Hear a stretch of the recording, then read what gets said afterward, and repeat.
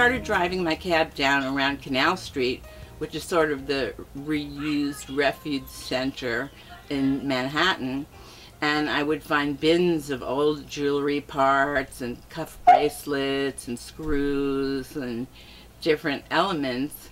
And so I started gluing them on plastic bracelet bases using whatever glues I could find. And something was starting to coalesce, and I had always collected costume vintage jewelry. So I would take one out of my top drawer and I would glue it on a wristy cuff.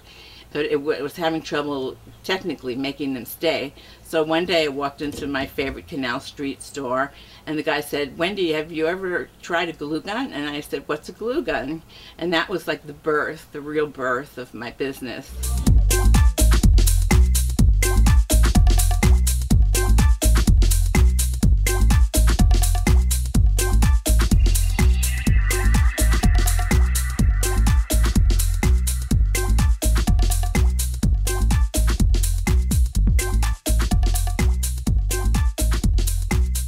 Called Jensen's House in New York. That's on 7th Avenue South and West 10th Street. I'm not sure they're even there anymore. But I took my jewelry in a bowler wine box, a wooden bowler wine box, where you have like 4 samples of wine. I took the wine out, don't know what I did with it, filled it with wristies, and started knocking on doors. And I went to this house called Jensen's House, and she goes, "Oh my God, if my husband likes this, we're going to buy a lot of it." And they became my first and best account.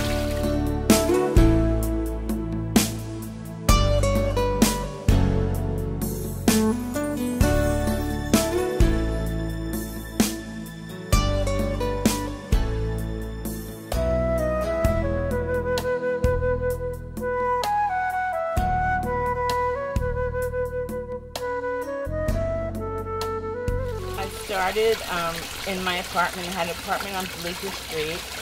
It was a railroad apartment, so it was like the bathroom, the kitchen, the living room, the dining room. I guess the dining room. You call it a boxcar. The bedroom, right? Exactly. It was like a train station. Yeah, the boxcar and my bedroom apartment was up front, and I could look out over Bleecker and McDougal. And we used to eat at all the wonderful little clubs around there. It was a real tourist place, but this was really a lot of years ago. I think the 70s. And what story am I telling you? I lost my train of thought. How you got started with like hiring people so it and was Dot and Dora. Dot and Dora were 2 black ladies. I don't remember how I met them, but we befriended each other and they started working for me. And I was selling at Jensen's House, and we were selling a lot of hair barrettes and combs.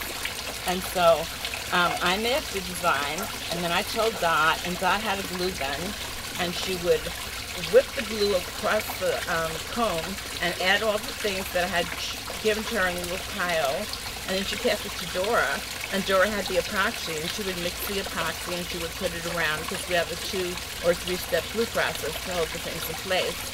And she would do that, and then she put it over there to dry, and Dora thought we'd be working on the next one, and Dora. And it started out like that. And then it became too big for my little apartment on Bleecker Street. So I talked to my dad, and he said, "Well, I think you should move up where the industry is so people can see you." And I said, "Yeah, you know, I don't know what to do about that." So he gave me $3,000 to help you do to that. help me do that. And I went to 37 West 37th Street, which is right in the middle of the accessories neighborhood. In New York, all the neighborhoods are confined to specialties, or often. And then buyers would be able to find me, and Vogue was taking pictures of my stuff and saying Wendy Gell Jewelry, and they'd find me on 37th Street, and it was just me and 7 gay guys. And there were 2 other companies in our loft. I was in the middle, and I was the receptionist. And on one side was Michiko, was a little Japanese girl, and they used to make things with sewing machines and have tea and go all the time, and their sewing machines were working.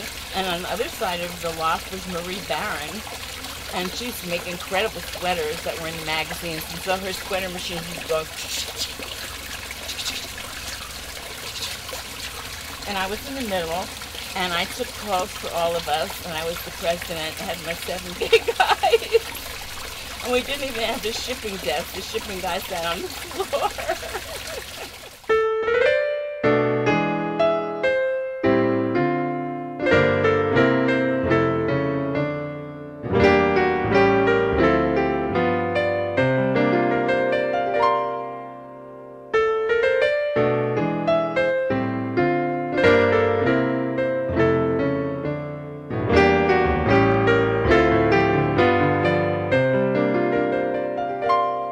So my guys and I had the loft, and we were making jewelry and selling it, and one day I thought, I think if I could be in Vogue magazine, it would really be good for business.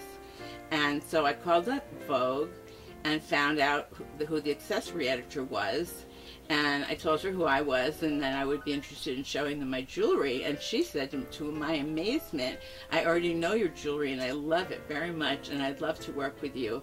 So that was a miracle. That was a miracle.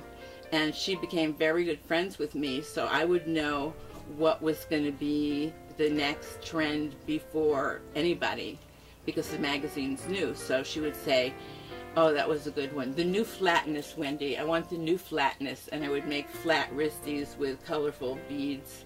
And then she would want a three-dimensional thing like falling water. And whatever the editors would come up with, she'd say, I need the Carmen Miranda fruit for a shoot. And the next morning they'd have 30 pieces of Vogue. And I was like their little star. It was great. We had 8 covers within a series of 3 years. And I had hundreds of pages, I would say.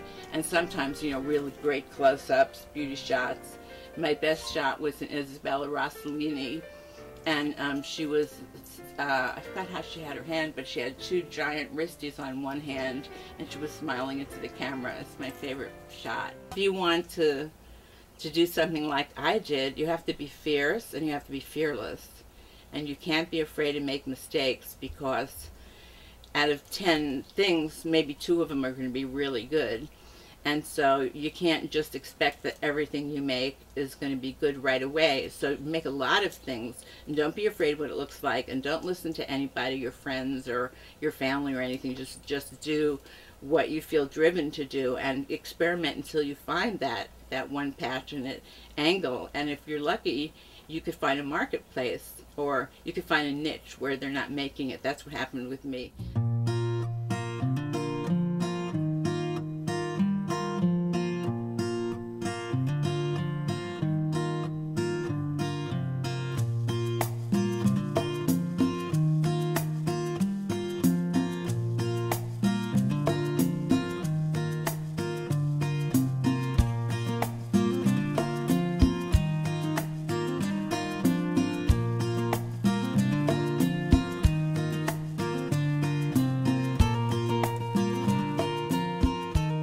And it's right now the fashion is cuff bracelets and long earrings, so that works well for Wendy Gell jewelry, because I like making cuffs better than anything, wristies. And the new ones I think will be very, very collectible. Maybe never as collectible as the ones I did in the 70s and 80s, because they have like historical value. I was in the New York Times, the Wall Street Journal, Fortune magazine, Crane's Business, and all the fashion magazines all over the world. So I became so well known in my field, and people who buy a wristie will sometimes say they're walking across the street or they're at a party and someone goes, that's a Wendy Gell. I know her. I have her work. So that gives me the warm and fuzzy feeling.